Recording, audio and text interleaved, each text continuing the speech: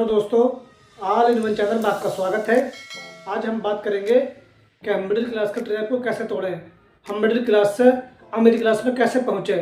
हमें ऐसा क्या करना पड़ेगा जो हम मिडिल क्लास से निकलकर अपर क्लास में चले जाएं, हम अमीर बन जाएं। तो सबसे पहले हमें समझना पड़ेगा कि मिडिल क्लास किसे कहते हैं, क्या हम वाकई में मिडिल क्लास हैं भी या नहीं है, या हम लोअर क्लास हैं या हम गरीब हैं। हम अपने आप को बिना वजह में ही मिडिल क्लास समझ बैठे हैं। तो वैसे तो इसे कई कैटेगरी में डिवाइड किया जा सकता है, लेकिन हम 3 कैटेगरी में डिवाइड करेंगे।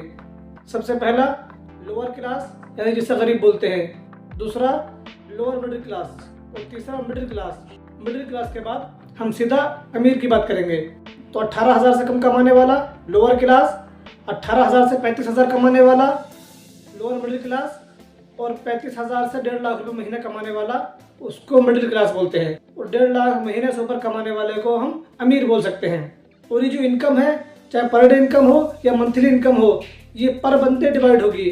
फॉर एग्जांपल, अगर एक कमाने वाला है, 4 लोग उसके ऊपर डिपेंड हैं, अगर उसकी कमाई 60,000 महीने की है तो उसकी असल जो इनकम होगी पर बंदे 15,000 महीना होगी, तो वो लोअर क्लास में चला जाएगा। अब अगर किसी फैमिली मेम्बर में 4 लोग हैं, उसमें 2 कमाने वाले हैं, तो दोनों की इनकम को जोड़ा जाएगा, उसके बाद 4 बंदों से डिवाइड किया जाएगा, जितनी इनकम आ गई उसके हिसाब से उसका क्लास डिफाइन किया जाएगा। अब अगर असल मायनों में देखें तो हिंदुस्तान के अंदर सिर्फ 2% लोग ही मिडिल क्लास में आते हैं, बाकी सारे लोग या तो लोअर क्लास में आते हैं या लोअर मिडिल क्लास में आते हैं। तो आज जो लोग कहते हैं कि हम मिडिल क्लास हैं, हम मिडिल क्लास हैं, ये सुनने के लिए अच्छा लग सकता है, लेकिन अगर हम गौर फिक्र करें तो पता चलेगा कि हम मिडिल क्लास नहीं हैं, बल्कि या तो हम लोअर क्लास हैं या लोअर मिडिल क्लास हैं। तो अमीर बनना तो दूर की बात है, पहले हम मिडिल क्लास तो बन जाएं, उसके बाद अमीर बनने की सोचेंगे। तो ये जो इनकम है ये आज के हिसाब से है।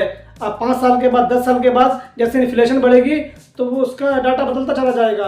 तो 10 साल के बाद 40,000 कमाने वाला मिडिल क्लास में नहीं आएगा, हो सकता है लोअर क्लास में आ जाए या लोअर मिडिल क्लास में आ जाए। अगर रियल में हम अपना मुआयना करें तो पता चलेगा कि हम लोअर क्लास हैं, हम मिडिल क्लास नहीं है। कि लोअर क्लास कहना या गरीब कहना सुनने के लिए अच्छा शब्द नहीं लगता है। मिडिल क्लास बोलते हैं थोड़ा सुकून होता है, लेकिन ये सिर्फ भ्रम है हमारा। आजकल जो हर इंसान है चूहा दौड़ में लगा हुआ है, बेचारा पूरी जिंदगी कमा रहा है, खर्चे पूरे नहीं हो पा रहे हैं, लगातार कैश की दिक्कत है। कोई भी काम करने की सोचता है तो कैश की दिक्कत पहले आती है, फाइनेंस की दिक्कत पहले आती है। अगर एक बीमारी लग जाए तो सारी सेविंग खत्म हो जाती है, लोन लेना पड़ जाता है। अगर 2-4 महीने इनकम आना बंद हो जाए तो खाने के लाले पड़ जाते हैं, उधार ले लेकर काम चलाना पड़ता है।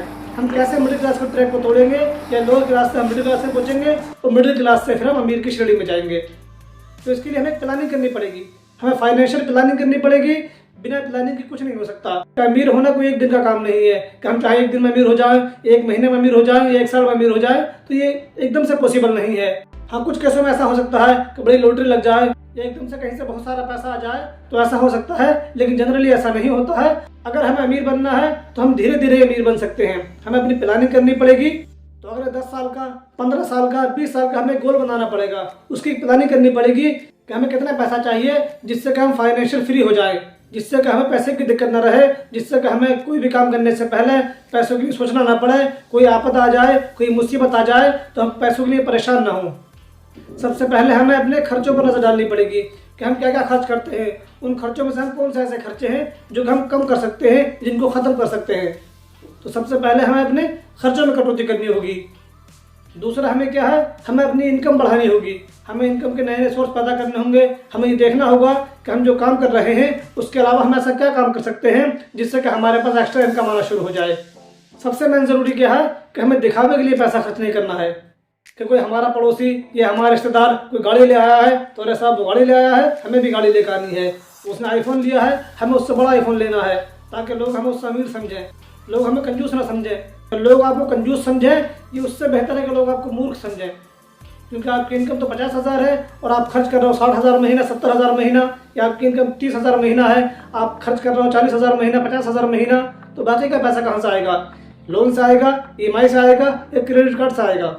हाँ, लोन एसेट के लिए लिया जाए तो समझ में आता है, लेकिन अब लाइबिलिटी के लिए, महंगी गाड़ी लेने के लिए, महंगा फ़ोन लेने के लिए, कई ट्रिप बाहर घूमने के लिए अगर आप लोन लेते हो, आप बहुत बड़ी फाइनेंशियल गलती कर रहे हो कि बड़ा हाथी मत पालो।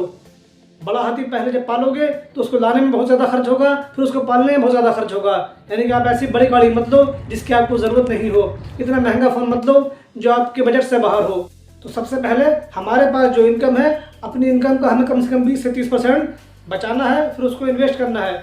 आज के दौर में जो इन्वेस्ट करने का सबसे अच्छा जो जरिया है वो म्यूचुअल फंड है। आप डायरेक्ट म्यूचुअल फंड में SIP के जरिए पैसा जमा कर सकते हो। आप हर महीने 5,000, 10,000, 4,000, 6,000 जितना आपका बजट हो, हर महीने आप लगातार जमा करोगे तो आप देखोगे 10 साल के बाद, 20 साल के बाद, 15 साल के बाद आपके पास इतना बड़ा वेल्थ हो जाएगा जिसकी आप कल्पना नहीं कर सकते। 5,000 महीने से भी आप करोड़ों का फंड जमा कर सकते हो। म्यूचुअल फंड में जो रिटर्न मिलता है वो कंपाउंडिंग रिटर्न मिलता है। कंपाउंडिंग क्या होता है कि यानी हमारा जो रिटर्न मिल रहा है उसमें भी हमें रिटर्न मिलना शुरू हो जाए, यानी कि इंटरेस्ट पे इंटरेस्ट। मशहूर साइंटिस्ट अल्बर्ट आइंस्टीन ने कहा है कि कंपाउंडिंग एक 8वां अजूबा है। कंपाउंडिंग क्या होती है इसके बारे में विस्तार से हम किसी और वीडियो में चर्चा करेंगे। और अगर आप कोई फाइनेंशियल गलती कर चुके हो, कोई बड़ी गाड़ी ले चुके हो जिसकी आपको जरूरत नहीं है, उसकी आपकी EMI जा रही है, तो उस बड़ी गाड़ी को फौरन बेच दो, क्योंकि दिखावा करने से कुछ नहीं हो सकता। क्योंकि कहा जाता है कि औकात से बड़े दिखावे आदमी को कर्ज के दलदल में डुबो देते हैं। तो दोस्तों आज की वीडियो में सिर्फ इतना ही। अगर अभी तक आपने हमारे चैनल को सब्सक्राइब नहीं किया है तो हमारे चैनल को सब्सक्राइब कर लें और बेल आइकन को दबा दें ताकि आपको आने वाली वीडियो की इन्फॉर्मेशन मिलती रहे।